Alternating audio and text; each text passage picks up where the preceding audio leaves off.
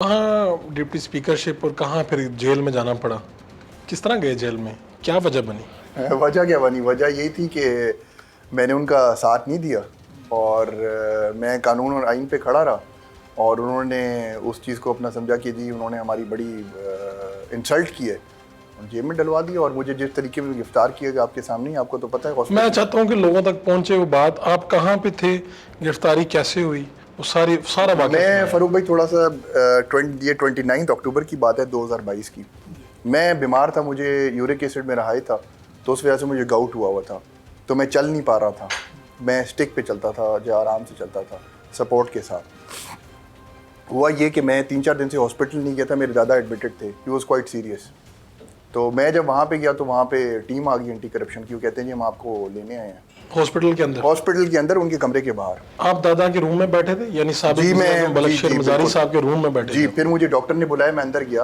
उन्होंने कहा कि जी आप आकर ज़रा आपसे मैंने मशवरा करना है, कोई डिस्कशन करनी है मीर साहब के हवाले से, क्योंकि तबीयत ही नहीं थी। तो मैं अंदर गया, वो लोग they tried to break the door और उन्होंने दरवाज़ा तोड़ने की कोशिश की कि जी नहीं हम गिरफ्तार करें। मैंने कहा जी रिलैक्स, मैं चल रहा हूँ, मैं कहीं भाग के नहीं जा रहा, मैं फेस करूँगा, जो भी होगा मैं फेस करूँगा। तो उस टाइम तो FIR वगैरह नहीं थी और उस टाइम उन्होंने कहा आपके पास कोई वारंट, कोई FIR कुछ भी नहीं थी। तो मुझे इधर वो लेकर गए एंटी करप्शन के हेडक्वार्टर, यहाँ पे बैठ के उन्होंने FIR दी और वहाँ पे लॉकअप में रहा मैं तकरीबन। आप जब पहुंचे फिर FIR? जी हाँ।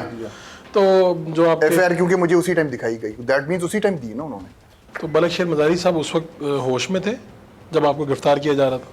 जी उनको थोड़ा इल्म था, लेकिन इतना आइडिया नहीं था, थोड़ा इल्म था क्या हो रहा है? क्योंकि वो मेडिसिन वगैरह ले रहे थे, ड्राउजीनेस उनको वो थी उस समय। और आपने चुपचाप गिरफ्तारी दे दी? जी मैंने चुपचाप, मैंने कहा कि मेरे साथ कोई बदतमीजी वगैरह नहीं करेगा, मैं साथ चलने के लिए तैयार हूँ आपसे। फिर मैं वहीं पर लॉकअप में रहा तकरीबन कोई 6 दिन, 3 दिन 4 दिन तो वो मेरे फिज़िकल रिमांड होते रही और 4 नवंबर को मुझे उन्होंने जेल भेज दिया जुडिशल करके। और 4 को जेल के अंदर मुझे इत्तला मिली कि आपके दादाजी की डेथ हो गई। डेथ हुई जब ये पता चला? मैं जेल के अंदर ही था। तो आप तो उनसे बहुत ज़्यादा प्यार करते हैं, हाँ, क्लोज थे। अटैच था बहुत।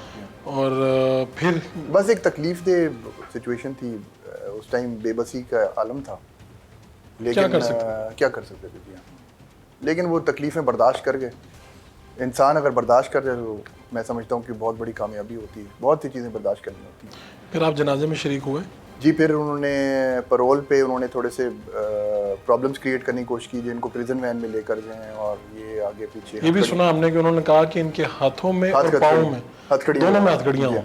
हाथों में? हाथों में। जी। फिर आपने क्या कहा इसके बाद? मेरी फैमिली मेम्बर्स जो बाहर थे, जो उनसे मतलब डायलॉग्स वगैरह कर रहे थे, उन्होंने कहा कि जी फिर वो नहीं जाएंगे, आप ठीक है उनको जेल। अगर आपने हथकड़ी लगा के लेके हाँ वो नहीं जाएंगे इस हालत में। और फिर मैं गया और 2-3 दिन वहाँ पे रहा पैरोल पे, 2 दिन रहा मैं। तीसरा जब दूसरा पैरोल लेना था तो उन्होंने थोड़े नखरेबाजी शुरू कर दी, अभी नहीं होगा, ये नहीं होगा। और रात को 11 बजे 12 बजे पैरोल उन्होंने दोबारा दिया मुझे और फिर 2 दिन के लिए दिया।